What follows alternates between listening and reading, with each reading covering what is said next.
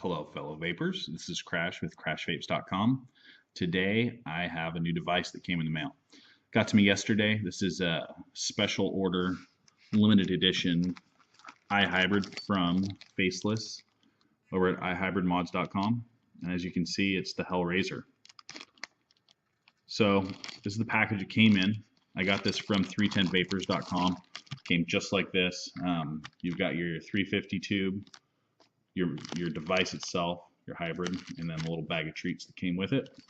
So I figured that I'd just come in here, kind of show it up close and personal. I'm not going to do a setup on it today, but I'll at least show it to you guys so you can see it. So first, let's just start with the tube, the 350 tube. You got it right here. As you can see, there's the logo on it. And then you got the little iHybrid logo in the middle of the head there, which is pretty darn cool. And I don't know if you'll be able to see, but the texture on this is different than the texture that's on the standard that I also have. It's kind of got a little tactile feel to it, like the machining marks. You can feel it in there. And then we've got the mod itself. Hybrid, not a mod, a hybrid. Here's the top cap with the engraving in it.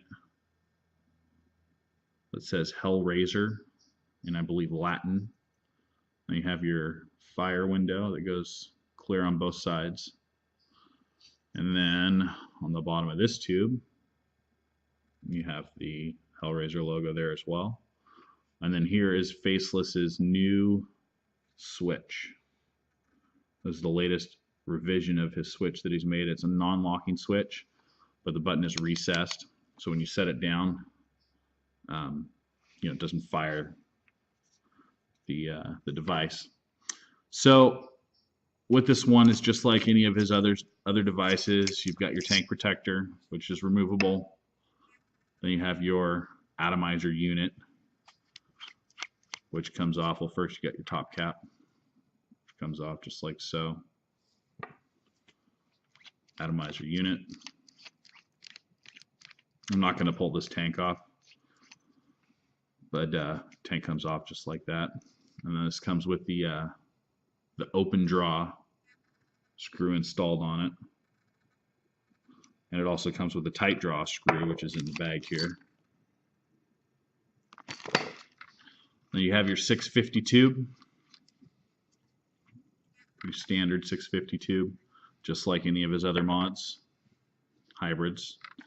And then the new switch. So on this switch, I figured I'd show you guys, take it apart, show you how it works. It's pretty much just like his other switch, only it doesn't have the locking part on it. Let's see if I can lock the focusing here. Looks pretty good. So the bottom, when you have your battery in, it pushes down on this Darylin piece, and then when you push the button, it pushes the brass screw up to make contact with your battery. But to take this one apart, you kind of hold the bottom with your finger, get your screwdriver, loosen it up, and then just unscrew it. And then taking it apart, you have your screw that comes off with your Darylin. You have one spring. You have the piece that screws into the body. One more spring. And then you have the switch itself. So, let's see if we can get it to zoom in here. So there's all the components of the switch. It's pretty much identical to the old switch. Well, it's not identical. It's the same concept. The design layout's the same. You have your body that screws in. You have a bottom switch, a spring that pushes the switch down, a spring that pushes the Darylin up, the Darylin which pushes into the battery, and then the top screw. So with this Darylin, basically, it keeps the battery snug. This is a Zen. You can hear how the battery clicks around in there. It's because he doesn't have anything that pushes up hard enough to keep the battery from knocking around. Like here, you can hear there's no sound, and there's a battery in here as well. So anyhow, reassembly. is just reverse of disassembly. You take your one spring, place it over your switch, take your button or your part that screws into the tube, then you take another spring, put it on the top, and what I like to do here is I take this Darylin piece and I press it down, make sure that the spring doesn't go through. Like if you turn it, sometimes you can have the spring thread onto that. So you take it, you push it down, and you take your screw, get it started here, and then you just snug it down. So once it's all tight, you hold on to the bottom of the switch, you push on that so it doesn't spin, and just kind of snug it up. So there you have it, back all in one piece. And it works just like that. So far, I have used the switch on my standard. I just popped it on there to try it out, and I'll show you guys today. Like I said, I'm not going to set that device up, but what we can do is I will take this apart, screw it for a while to get it apart, take that off, take my tank protector off, take my cap off too, tank protector, and I will just assemble this atomizer device onto the tubes from the Hell Raiser. Now, I did this earlier, and the logo didn't line up with the window when I had it on my standard atomizer. When it's together on the atomizer device that came with the Hell Raiser, it does line up just right. So if you notice that it's not lined up right now, that is why. So you have the base of it, and you can see how it's not lined up, but we're not going to be concerned with that. We're just putting it together, showing you the new switch, have a quick vape on it. And this drip tip I got, it's a little darker in color.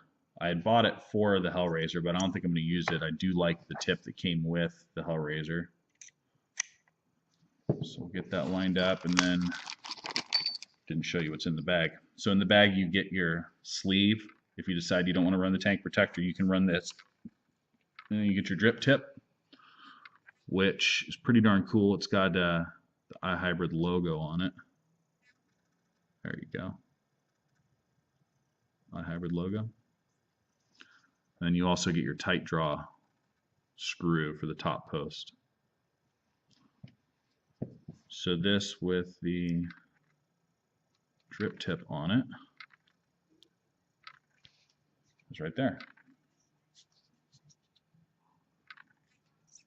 And there you have it. It's not seating in all the way. It was, oh yeah, there we go. All nicely seated.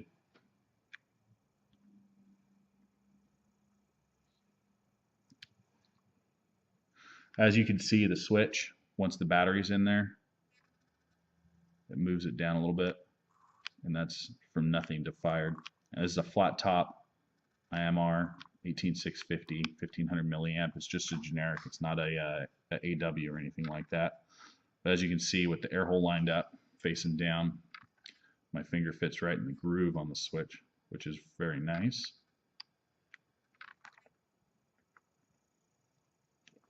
And then you can also use your knuckle.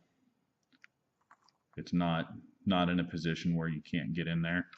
I mean, you can pretty much use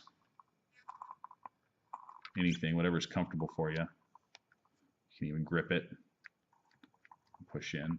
It's no problem.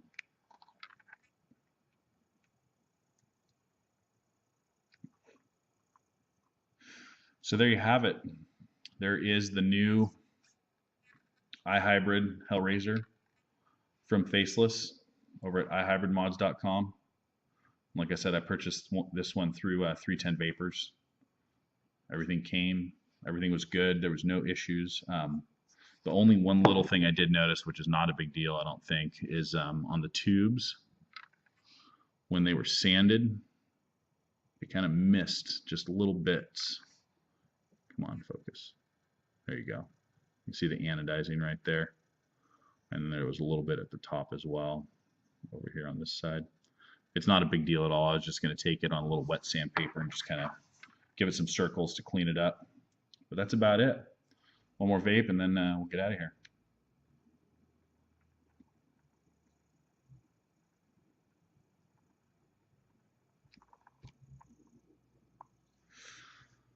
So that's it for today.